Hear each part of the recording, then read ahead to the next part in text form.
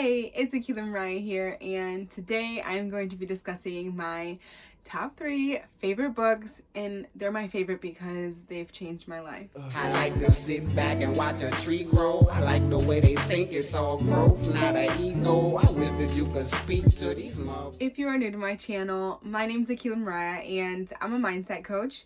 I feel it's extremely important for you to shift your mindset from a negative one to a more positive one. If you enjoy my video, make sure you go ahead and hit the thumbs up button for the algorithm so it can reach more people. So my top 3 favorite books are The 4 Agreements, The Alchemist, and The Mastery of Love. So if you noticed, this one's in Spanish, and it's in Spanish because when I originally read it, no, I did not read this in Spanish. My Spanish is not that great yet. So the first time I read Mastery of Love was when I was in Costa Rica. I was staying at this couple's house, and the lady had a bunch of different books, and she recommended a few to me.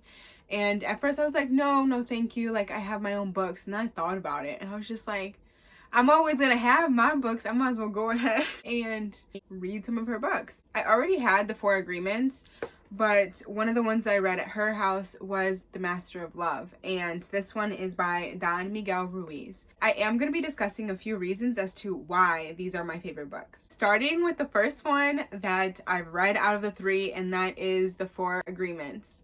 The reason why The 4 Agreements is one of my favorites is because this is the first one that really grabbed my full attention. Like, I read the book before work, I read the book after work, and when I wasn't eating, I wasn't watching TV or anything. I was literally reading this book. It helped me shift the way that I was thinking, and all 4 of the agreements that he speaks on are all things that I really needed to work on in the past, and I'm still working on them to this day. It's just a dramatic difference. I went from being reliant on others for things that I needed, and I allowed myself to limit myself so much, and I assumed so much. And I'm not going to go into extreme detail on each agreement because I already have a video on that, so I'll leave it in the link below. The 4 agreements are: be impeccable with your word,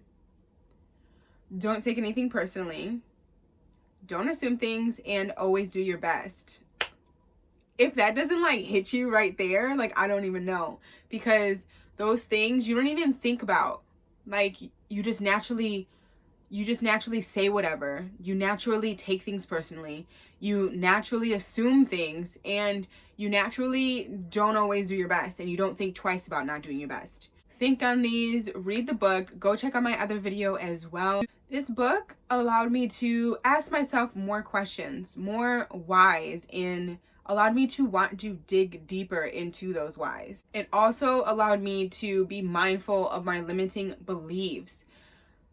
Limiting beliefs are going to hold you back every time, so it's important for you to learn what your limiting beliefs are, work through them, dig deep into them, try to understand them, so that way you can branch out of them and shift them into more positive, beneficial beliefs. In the book, Miguel Ruiz speaks on how we didn't choose our beliefs. They were literally put on us. And you don't even think twice about this, because there are just certain beliefs that you actually needed and are still helpful and beneficial to this day.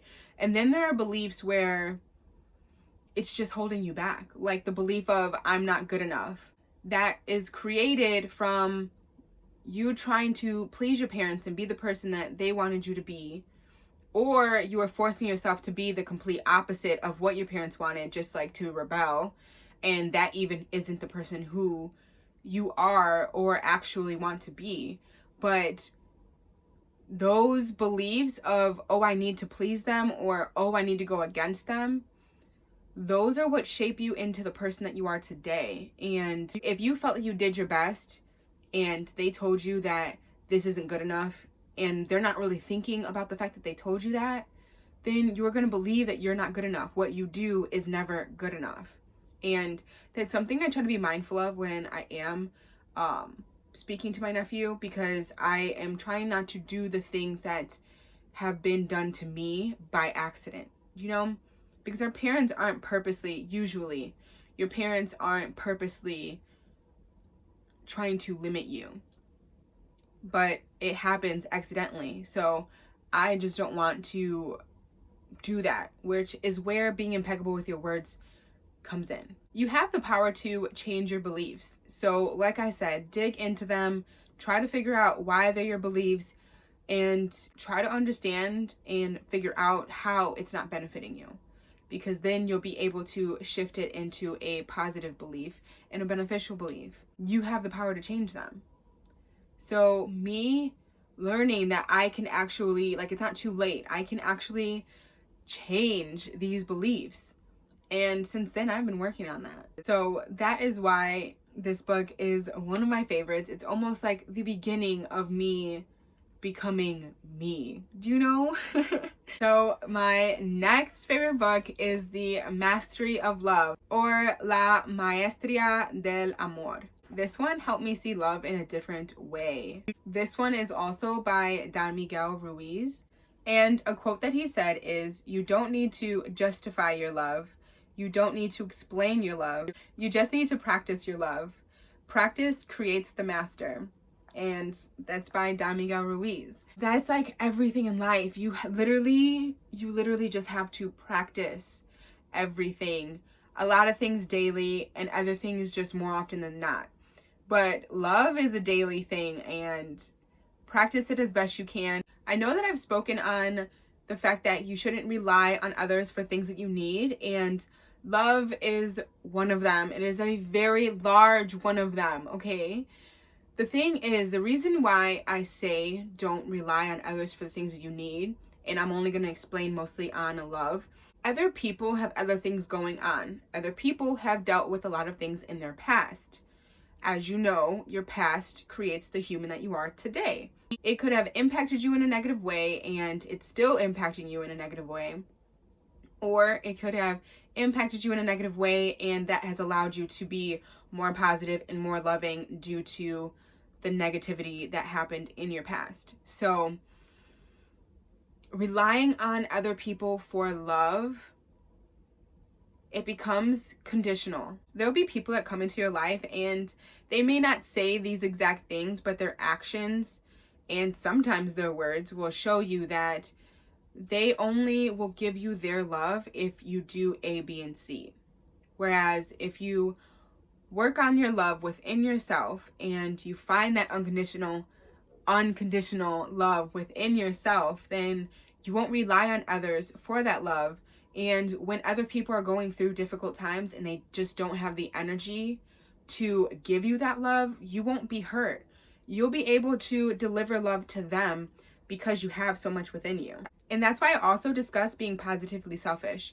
I am positively selfish. God is before me, then it's me. And the reason that is because I need to have everything within me in order to benefit other people. Practice self-love.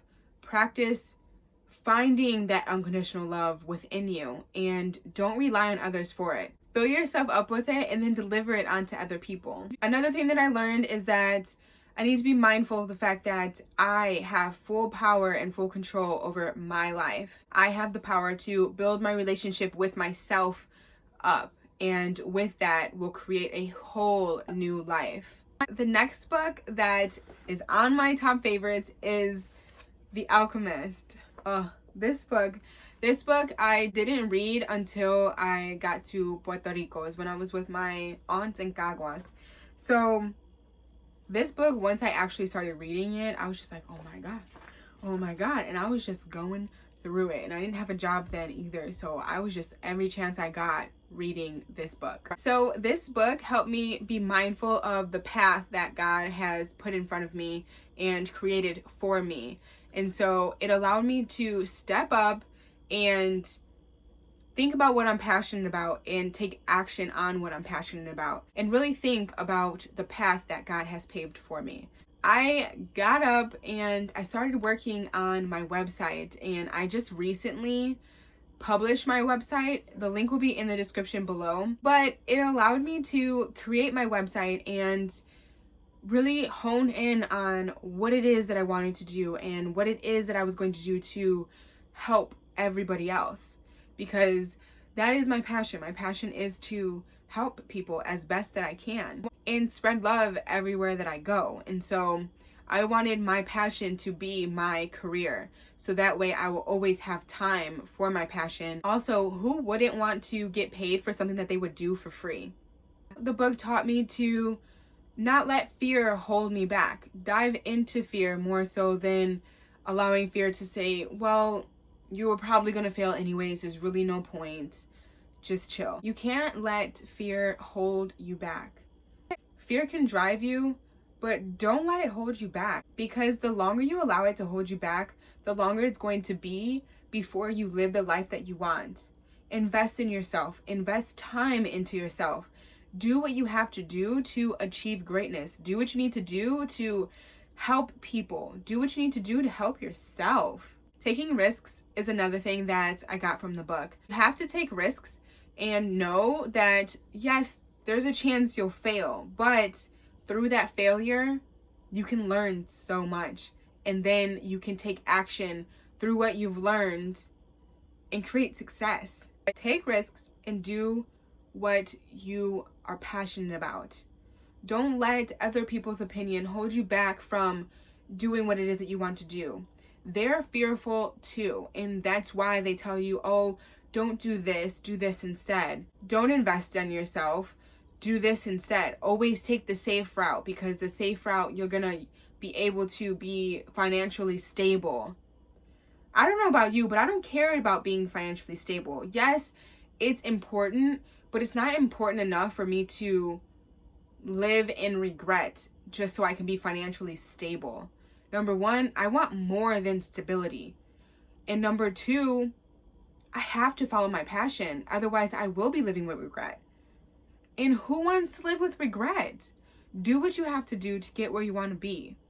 But don't sacrifice your morals or your values to get there. If you are new to my channel, make sure you go ahead and hit the subscribe button, and also hit the notification bell so you're notified every time I upload a video. If you really enjoyed the video, go ahead and hit the thumbs up button for the algorithm so that we can reach more people.